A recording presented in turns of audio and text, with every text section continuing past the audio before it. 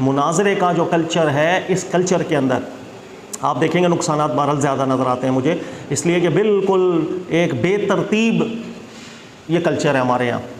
मुनाजरे से मकसूद ये भी नहीं होता कि इज़हार हक़ किया जाए, मुनाजरे से मकसूद होता है सामने वाले को जलील किया जाए, सामने वाले के ऊपर अपने इल्म की बरतरी की जाए। इसलिए कि जो भी पाकिस्तानी इस कल्चर के अंदर रहा है उसको मालूम है, मैं अगर किसी मसलक से बिलोंग करता हूँ, मेरी हद मुमकिन कोशिश ये होगी मेरा मसलक ऊपर होना चाहिए, गालिब रहना चाहिए।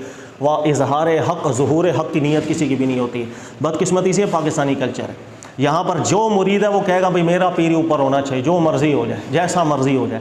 इसलिए जितने भी हमारे यहाँ मुनाजरे हुए हैं, आप एक भी मुनाजरा ऐसा मुझे नहीं दिखा सकते पाकिस्तान में कि बहस हुई, मुबाहिसा हुआ, एट द एंड किसी ने हक़ को कबूल किया।